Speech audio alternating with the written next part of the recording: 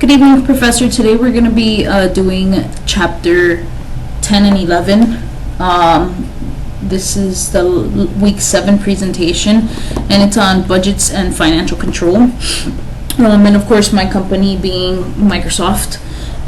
Let's go here to the next slide. I was able to find some budgeting information from Microsoft, and lo and behold, it was only advertising budget.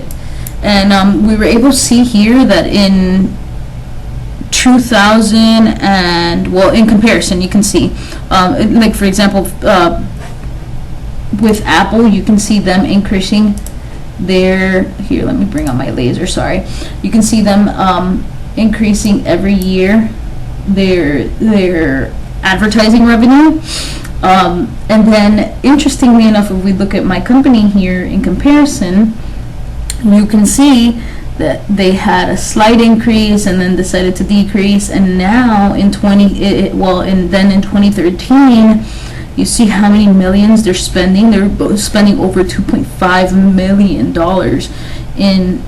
in marketing revenue and advertising revenue, and you can see this with their Surface coming out during this year, and you know, it goes to show you how much they allocate for budgeting in hopes that, you know, it increases their revenue, and in fact, you know, it does aid, and you can see that it's only closest to Coca-Cola. And then of course Samsung Electronics, they tend to spend a lot of money, you know, over $2 million, you know, where Apple spends very little in marketing. I'd be interested in seeing these figures today. Apple, we're reviewing the demand forecast, advertising, so it'll be interesting to see. And as you can see, all right, here's their sales variance. Their sales variance based on licensing, computing, gaming. As you can see, consumer Microsoft sales in the United States accounts for hardware, and you can see total revenue from year to year. As to other countries, it accounts for 4.5. It's very important to see the demand that they have. Interestingly enough, the market, you can see the change in revenue division from year and how that's helped. So that's good for our sales variance to understand, you know, how it's changed for them. And in the United States, you see that they actually had less sales from one year to the next. All right, return on investment. So on the return on investment, we can see here that Microsoft has had a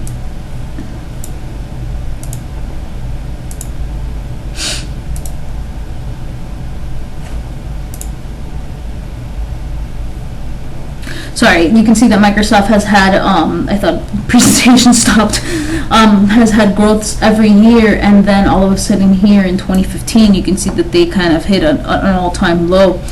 And, you know, in reviewing this information, you know, their return on investment has decreased because the technology sector and other companies have achieved higher return on equity, return on equity. And as you can see, it's lower than company average.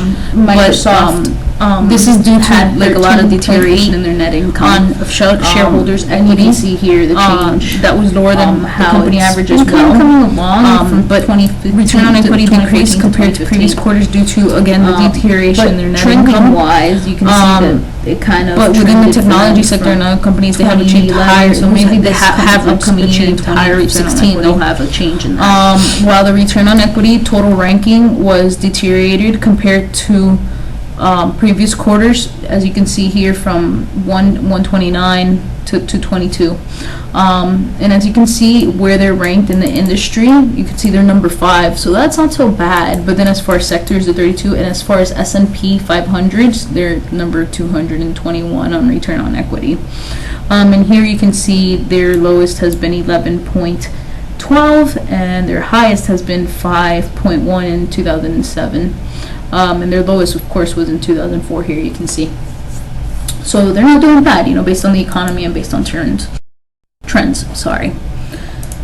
Okay, and here we have the return on assets. And as you can see, Microsoft in the fourth quarter yielded the quarter below average, below company average of 6.8. Their return on assets decreased compared to previous quarters due to, again, the deterioration in their net income. And as we can see here, based on the industry, here they're about midway within companies in the sector, and they're number 5 in the industry. S&P here, 500. They kind of went up here, but as you can see from quarter 1, 2, 3. That's all we had for Microsoft at the time. Quarter 1 tends to be their strongest. If you have any questions or concerns, please feel free to reach out to me. Thank you again for taking the time, Professor. Trend as well from year to year.